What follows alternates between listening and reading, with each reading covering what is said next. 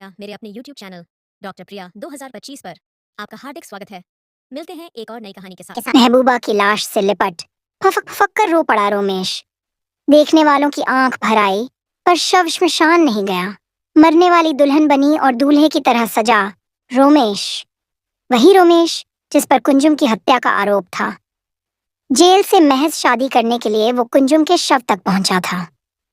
एक वादा था जो निभाया गया, और फिर कुंजुम सदा सदा के लिए सबसे जुदा हो गई। 10 साल तक सलाखों के पीछे रहने के बाद रोमेश को बरी कर दिया गया है।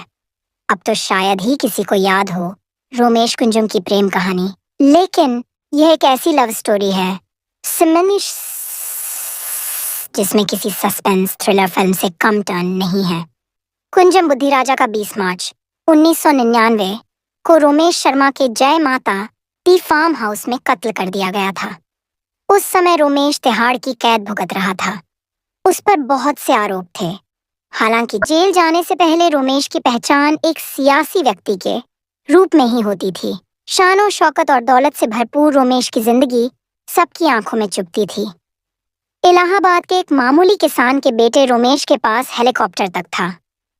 इससे ही उसके ऐश्वर्य का अंदाजा लगाया जा सकता है।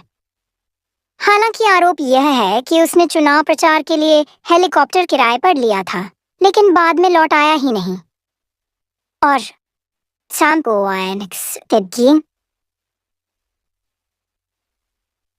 कुंजुम रोमेश और कुंजुम की मुलाकात चुनाव प्रचार के दौरान ही हुई थी। जल्द ही दोनों एक दूसरे को दिलो जान से चाहने लगे। रोमेश ने कुंजुम को दिल्ली में एक कोठी दिला दी। दोनों बिना शादी के साथ रहने लगे। इसी बीच दिल्ली पुलिस की क्राइम ब्रांच ने दुबई से आने वाली एक फोन कॉल सुनी और रोमेश शर्मा को अंडरवर्ल्ड डॉन अबू सलेम से रिश्तों की बिना पर धर दबोचा। अब दोनों दूर थे, कुंजुम बाहर और रोमेश जेल में, लेकिन उनके बीच मोहब्बत कम नहीं हुई थी। कुंजुम दर्द भरी चिट्ठियां लिखती, जिसमें तन्हाई के एक एक पल का जिक्र होता, तड़प का बयान किया जाता। एक चिट्ठी में कुंजुम ने लिखा था, मेरे लिए बहुत पीड़ादायक है कि मैं आजाद हूं लेकिन आपके लिए कुछ नहीं कर पा रही हूँ।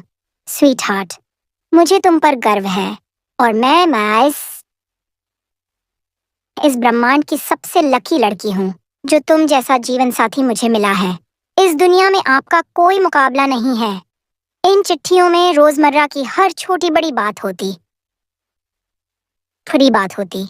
सारी दुनिया के लिए खलनायक रोमेश को कुंजुम संजय दत्त जैसा हैंडसम बताती। रोमेश की गिरफ्तारी को 6 महीने ही गुजरे थे कि कुंजुम का किसी ने कत्ल कर दिया। जांच में पता चला कि कुंजुम का कत्ल रोमेश के ही भतीजे सुरेंद्र ने कराया है। वजह यह कि कुंजुम सारी जायदाद खुद हड़प कर लेना चाहती थी। आरोप था कि रोमेश के इशारे पर ही कुंजुम का कत्ल कर दिया गया, क्योंकि वो उसके सारे राज जान गई थी। 9 साल बाद कुंजुम की हत्या के मामले में दिल्ली हाईकोर्ट ने रोमेश को बेगुनाह माना है। अब इस प्रेम कहानी का राजा आजाद है। वो चुनाव लड़ता लड़वाता है, पर कुंजुम सिर्फ कहानियों